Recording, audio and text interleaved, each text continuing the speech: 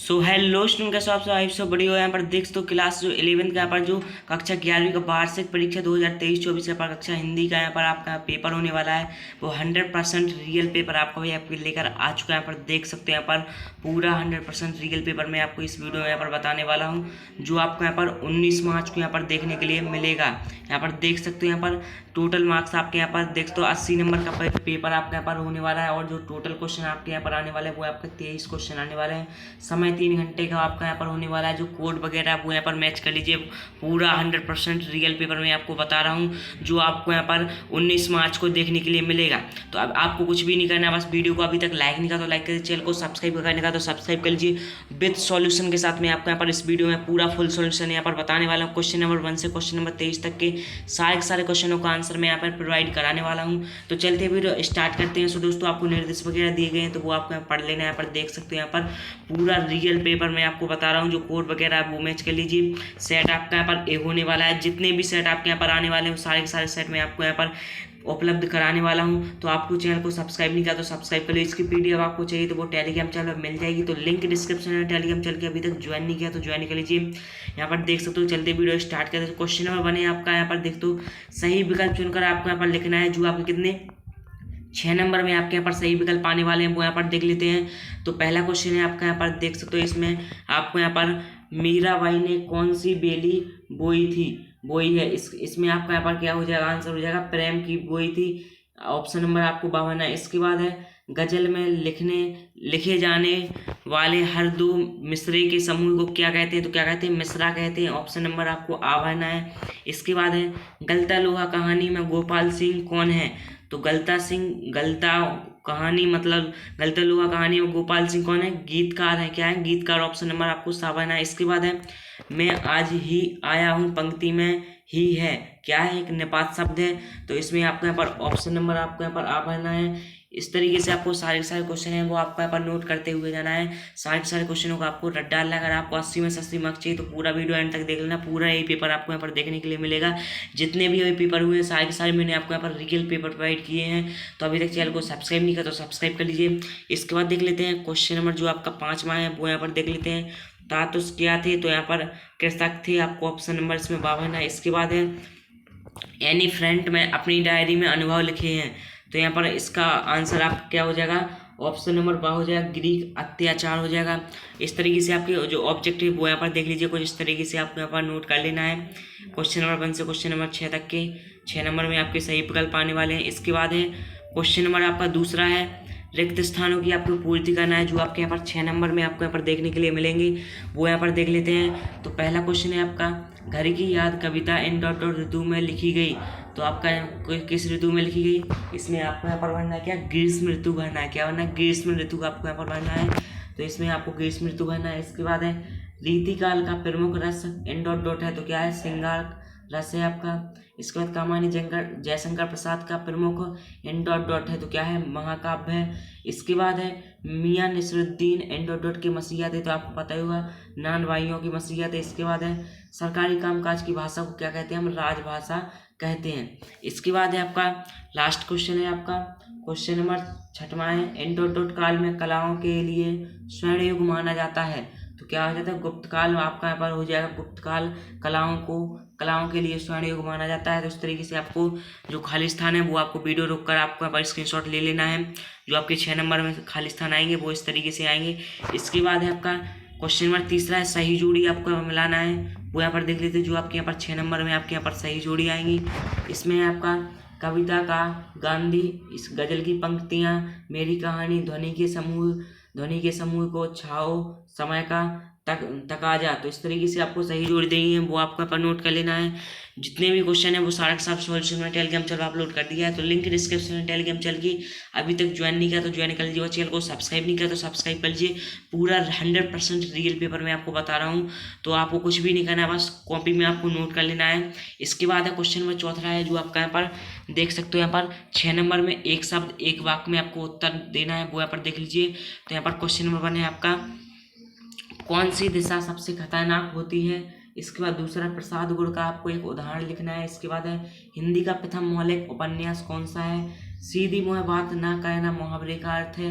एलोरा की गुफाएं कब तैयार की गई, एलोरा की गुफाएं कब तैयार की गई थी उसके बारे में आपको यहाँ पर एक वाक्य में लिखना है। इसके बाद है भारत की पहली मूक फिल्म कौन सी है, तो आपको मूल फिल्म कौन सी है उसके बारे में आपको यहाँ पर लिखना है। इसके बाद सत्ता सत्ता यहाँ पर देख लेते हैं जो आपके 6 नंबर में आपको यहाँ पर देखने के लिए मिलेंगे, तो वो यहाँ पर देख लेते हैं। पास पंजाबी साहित्य के कवि हैं। इसके बाद तुम बरस लो बे ना बरसे में यमक अलंकार है। महावीर प्रसाद द्विवेदी जी ने सरस्वती पत्रिका का संपादन कार्य कब से प्रारंभ किया। इसके बाद है लोकोक्ति के पीछे कोई घटना या कहानी अवश्य होती है। इसके बाद है बेबी हालदार ने अपनी डायरी बागला में लिखी। इसके बाद है इंटरनेट संचार का अंतर क्रियात्मक माध्यम है।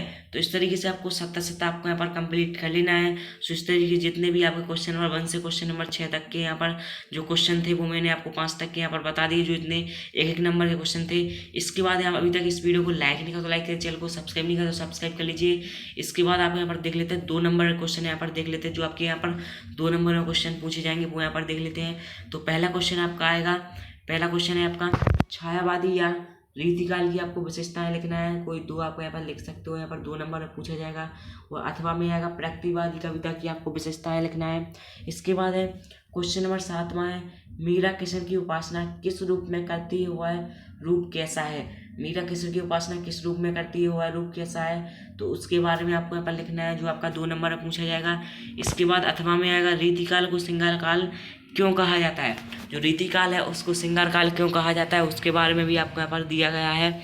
इसके बाद है क्वेश्चन नंबर 8वां आएगा आपका महाकाव्य और खंडकाव्य में आपको अंतर लिखना है, जो आपका 2 नंबर में क्वेश्चन पूछा जाएगा। महाकाव्य और खंडकाव्य में आपको अंतर, या अथवा में आएगा यमक अलंकार की परिभाषा उदाहरण सहित आपको यहाँ पर लिखना है। इसके बारे में आप यहाँ पर लिख सकते हो। इसके बाद है शब्द शक्ति से क्या तात्पर्य है, किसी एक शब्द शक्ति का उदाहरण आपको यहाँ पर लिखना है। 2 छंद की परिभाषा लिखिए, उदाहरण सहित आपको यहाँ पर लिखना है। इसके बाद है द्विवेदी युग की 2 विशेषताएं आपको यहाँ पर लिखना है। जो द्विवेदी युग है उसकी आपको कोई 2 विशेषताएं आपको यहाँ पर लिखना है। इसके बाद अथवा में आएगा रेखाचित्र और संस्मरण में आपको यहाँ पर अंतर लिखना है।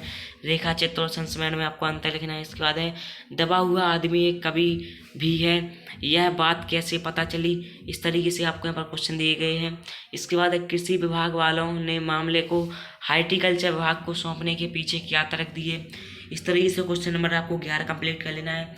अभी तक चैनल को सब्सक्राइब नहीं किया तो सब्सक्राइब कर लीजिए, और वीडियो को अभी तक लाइक नहीं किया तो लाइक कर दीजिए, और टेलीग्राम चैनल को ज्वाइन नहीं किया तो लिंक डिस्क्रिप्शन में जाकर ज्वाइन कर लीजिए। जितने भी क्वेश्चन आपके यहाँ पर रह गए हैं सारे के साथ सॉल्यूशन में आपको नेक्स्ट वीडियो में बताने वाला हूँ। तो अभी तक चैनल को सब्सक्राइब नहीं किया तो सब्सक्राइब कर लीजिए, क्योंकि जो भी नोटिफिकेशन है वो सबसे पहले आपको मिल सके।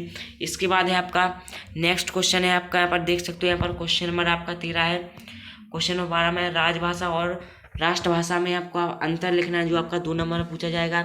अथवा में आएगा निम्नलिखित वाक्यों को शुद्ध करके आपको यहाँ पर लिखना है। और संतान को लेकर दुखी है, मेरी अंक सूची गुम हो गई, तो मेरी अंक सूची गुम हो गई, इसके बारे में आपको यहाँ पर शुद्ध कर लिखना है। इसके बाद है शास्त्रीय संगीत और चित्रपट संगीत में आपको अंतर लिखना है, जो आपका 2 नंबर में आएगा। इसके बाद क्वेश्चन नंबर आपका 14 है विज्ञापन लेखक में किन किन बातों का ध्यान रखना आवश्यक होता है, उसके बारे में आपको दिया गया है। और अथवा में आएगा शब्द युग्म किसे कहते हैं या कितने प्रकार के होते हैं, उदाहरण सहित आपको यहाँ पर लिखना है। तो इस तरीके से क्वेश्चन नंबर 14 कंप्लीट कर लेना है। इसके बाद क्वेश्चन नंबर 15 है डायरी लेखन की 2 महत्वपूर्ण विशेषताएं आपको यहाँ पर लिखना है। जो डायरी लेखन है उसकी 2 महत्वपूर्ण आपको विशेषताएं लिखना है। और अथवा में आएगा अनुस्मारक किसे कहते हैं, अनुस्मारक किसे कहते हैं। इसके बाद आपका 3 नंबर में आएगा निम्नलिखित बिंदुओं के आधार पर मीराबाई अथवा महादेवी वर्मा का काव्य परिचय आपको यहाँ पर लिखना है। इसमें आपको यहाँ पर क्या लिखना है, 2 रचनाएं लिखना है, भावपक्ष लिखना है, कलापक्ष साहित्य में स्थान लिखना है। इसके बाद क्वेश्चन नंबर 17 में आएगा प्रेमचंद और मन्नू भंडारी का साहित्यिक परिचय लिखना है, जो आपका 3 नंबर में आएगा। इसमें आपको 2 रचनाएं, भाषा शैली और साहित्य में आपको यहाँ पर स्थान लिखना है। इसके बाद है आपका क्वेश्चन नंबर 18 आएगा, जो आपका रहेगा निम्नलिखित विषयों में से किसी एक विषय का भावापल्लवन करके आपको यहाँ पर लिखना है। अज्ञान सर्वज्ञ आदमी को पछाड़ता है।